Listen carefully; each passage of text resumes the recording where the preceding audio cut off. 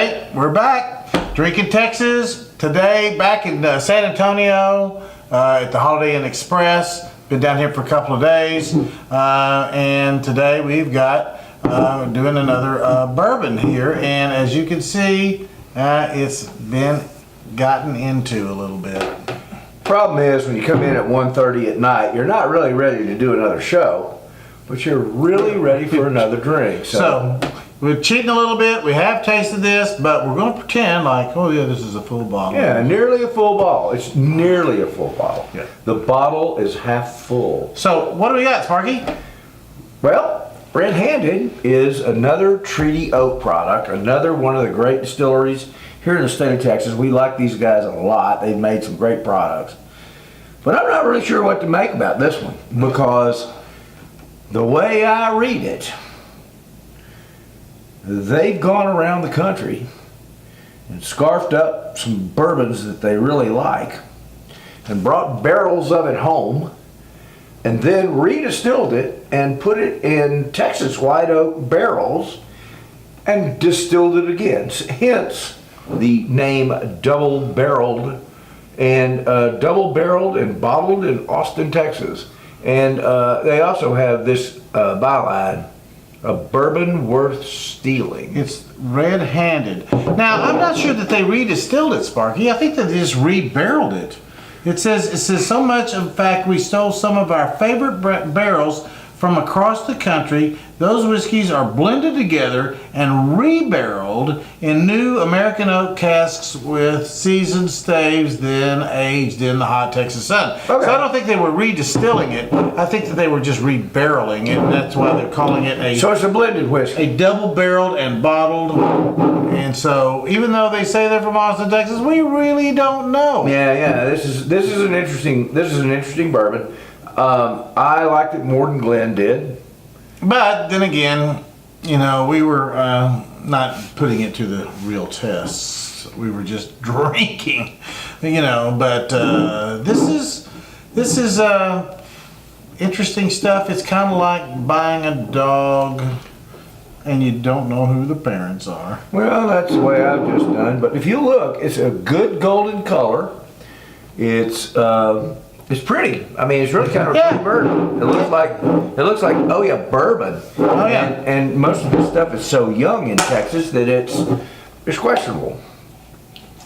Okay, so start neat. Now that's one thing we didn't do. It does smell good. Okay, I didn't drink it neat last night. It just came over ice.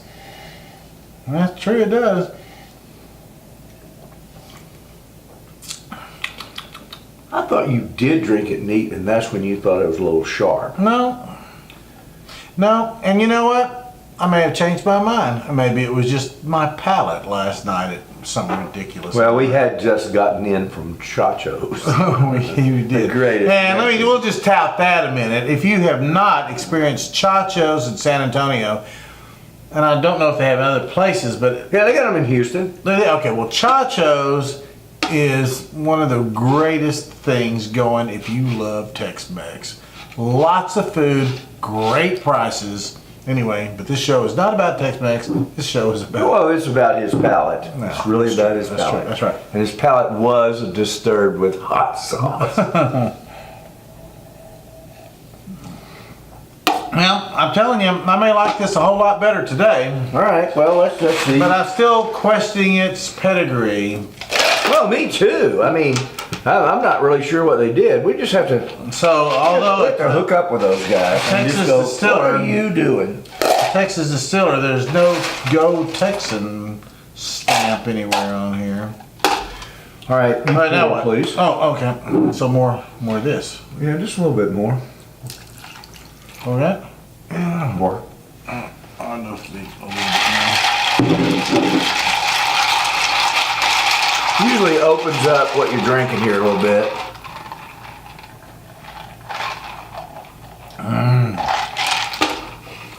All right. No, even still. It's very smooth. Hmm?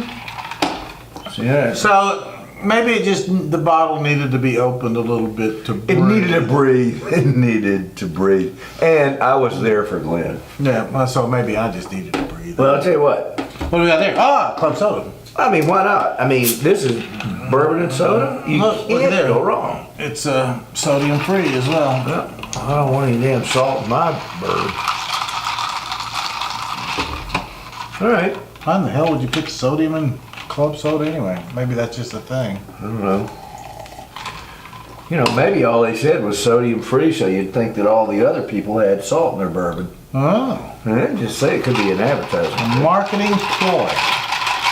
I know. In America, No, I can't hard imagine. to believe. I know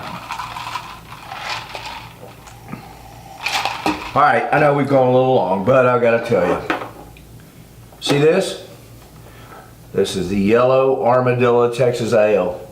Glenn and I tried it at it. The Thirsty Planet? the Thirsty Planet, In which is Austin. about, well, it was a little outside Austin, but it's about ready to move right down on Congress Avenue. The proprietor and his wife were lovely. Great people. We sold a bunch of hats to a bunch of Yankees. We had a good time with that, and told them, you know, your hat's on backwards, man. This was our I know, I favorite love lines. that, I do too. Well, last night at our gig, the band all came by and got hats, and two of them put their hats on backwards on stage. It was really impressive. But somebody fixed it. They did. Yeah, yeah. And I think it was the bass player. Aha. I think the bass player went, then, you know, They hey. didn't know how to wear the hat. Yeah, they didn't know how to wear that. But anyway, Thirsty Armadillo, the Yellow Armadillo and the Thirsty Planet. And we'll be doing a show from their location soon, next time we're down in Austin. Yeah, we enjoyed those folks, and their beers were lovely. They were. Very And the good. art was cool. Yeah. Interesting art. Interesting art. Hey, All right, well, that's it. We're running along. Thank you. down and the road. We'll see you. Bye-bye.